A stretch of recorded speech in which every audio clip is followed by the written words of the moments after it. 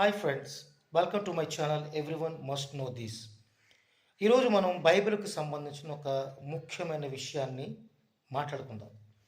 అదేమిటంటే, సాధారణంగా ప్రతి క్రైస్తవుడు కూడా నేను పాపని అని చెప్పి ప్రార్థనలు ఒప్పుకుంటాడు.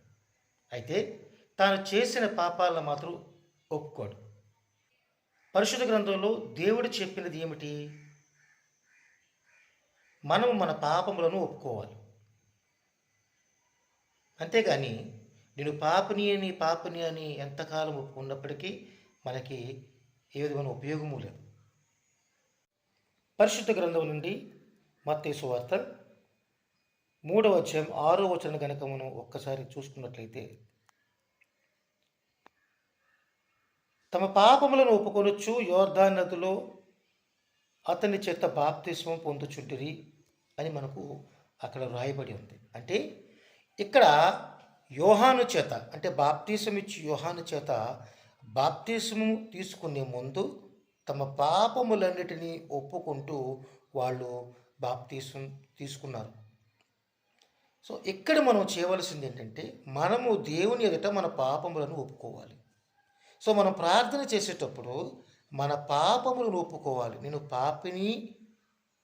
నేను పాపిని అని కాదు. సో ప్రతి ఒక్కరు కూడా, ప్రతి క్రైస్తవుడు కూడా ప్రార్థన చేసేటప్పుడు తమ పాపములను ఒప్పుకోవాలి. అయితే ఇక్కడ వచ్చిన ప్రధానమైన సమస్య ఏంటంటే, మనుషులు అనేక రకాలైన పాపాలు చేస్తున్నారు కూడా. సో వాటిని ప్రార్థన చేసేటప్పుడు ప్రతి ఒక్కరు వింటారు. తన చుట్టూ ఉన్న ప్రతి క్రైస్తవుడు వింటాడు గనక, సంఘంలో చేసినా ఇంట్లో చేసినా తన చుట్టూ అనేక మంది తన ప్రార్థన వింటూ ఉంటారు.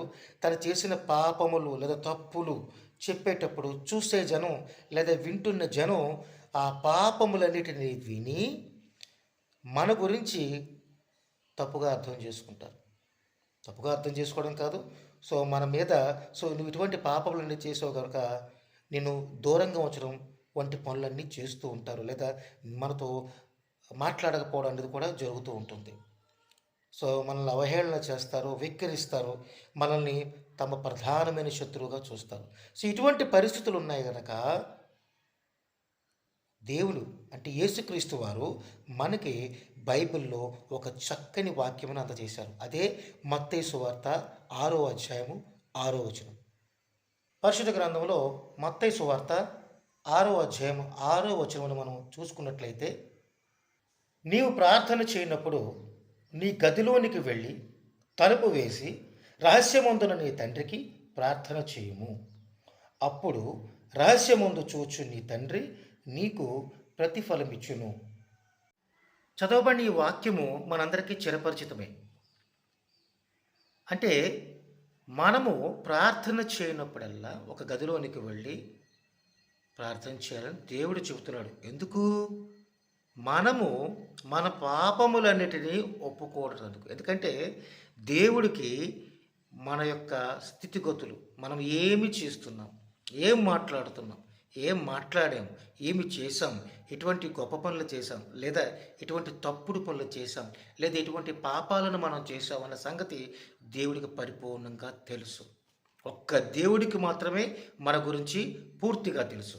సో అటువంటి దేవుని ఎదుట నీవు అబద్ధం ఆడటానికి ఆస్కారం లేదు. దేవుని ఎదుట నువ్వు నిజమును మాత్రమే చెప్పాలి. దేవుడు అలాగే మన గురించి తెలిసిన దేవుడు. మనము గనక మన పాపములను ఆయన ఎదుట ఒప్పుకున్నట్లయితే ఆయన గొప్పవాడు, ప్రేమించేవాడు, మనల్ని పాపములను క్షమించేవాడు. కనుక మన పాపములను క్షమించే అవకాశం ఎంతైనా ఉంటుంది. అలాగని మనం ఆయన క్షమిస్తూ ఉన్నాడు కనుక పాపములు చేసుకుంటూ పోకూడదు.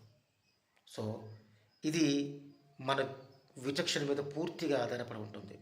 మనము బ్రతికి ఉన్నంత కాలము పాపములు చేయకుండా బ్రతకాల్సిందే. ఒకవేళ మనకు తెలుసు తెలియక ఏమైనా పాపములు చేసినట్లయితే మనం రహస్యముగా ఒక గదిలోనికి వెళ్ళి దేవుని ఎదుట మా పాపములన్నిటిని ఒప్పుకోవాలి. మనందరికీ తెలిసినదే, దేవునితో మనం ప్రార్థన చేసేటప్పుడు మనం మన కనులను మూసుకుంటాం. ఎందుచేతంటే మన కళ్ళను మూసుకున్నట్లయితే మన చుట్టూ ఏమీ మనకు కనిపించదు. దేవుడు కూడా మనకు మామూలుగా అయితే కనిపించడు కనుక ఆ మనకి కళ్ళకి కేవలం దేవుడు మాత్రమే కనిపిస్తాడు కాబట్టి మనం కళ్ళు మూసుకొని ప్రార్థన చేసినట్లయితే అది డైరెక్ట్గా దేవుడితోనే మాట్లాడుతూ ఉన్నట్టు లెక్క. అంటే దేవుణ్ణి చూస్తూ దేవునితో మన విన్నపాలు మన పాపలని చెప్పుకుంటూ దేవునితో మనం మాట్లాడుతూ ఉన్నట్టు లెక్క. అయితే ఇక్కడ దేవుడు ఈ వాక్యంలో ఈ సందర్భంలో దేవుడు మనకు చెప్పుచున్నది ఏమిటంటే మనం ఒంటరిగా వెళ్ళి మరి ఆ యొక్క గదిలోనికి వెళ్ళి ప్రార్థన చేయమని చెబుతున్నాడు. సో ఇక్కడ మనం ఒంటరిగా ఒక గదిలోనికి వెళ్ళి కళ్ళు మూసుకొని ప్రార్థన చేసినప్పటికీ మనతో పాటు దేవుడు ఎల్లప్పుడూ ఉంటాడు కాబట్టి కేవలం మన మాటలు మరి ఆ దేవునికే వినపడతాయి. సో దేవుడు మన పరిస్థితులను అర్థం చేసుకునే దేవుడు కాబట్టి మనకి తగు రీతిలో తన యొక్క సహాయమును చేస్తాడు. ఒక క్రైస్తవునిగా పరిశుద్ధాత్మ సంబంధులమైన మనము దేవుడు ఆత్మ గనుక సో ఆత్మీయంగానే మనం దేవుడితో మాట్లాడవలసిన అవసరం ఎంతైనా ఉంది. మనలను ఎంతో ప్రేమించిన దేవుడు తన ప్రియమ కుమారుడైన యేసుక్రీస్తుని ఈ భూమి మీదగా మనకు పంపించి మన పాపముల నిమిత్తము ఆయనని మరణించేటట్లుగా చేశారు. సో మన పాపముల కోసం యేసుక్రీస్తు వారు మరణించారు, మరి సమాధి చేయబడ్డారు, పునరుత్థానుడై పైకి లేచారు. ఈ పునరుత్థానం అనేది లేనట్లయితే మొత్తం బైబిల్ అనేది ఎందుకు మనకి ఉపయోగం లేనిది. సో మనము పునరుత్థానుడైన క్రీస్తును ప్రకటించాలి. మన జీవన విధానము ద్వారా ఆ యొక్క సువార్త ప్రకటన జరిగినట్లయితే అనేక మంది దేవుని పట్ల విశ్వాసముగా ఉండేవాళ్ళు అవుతారు.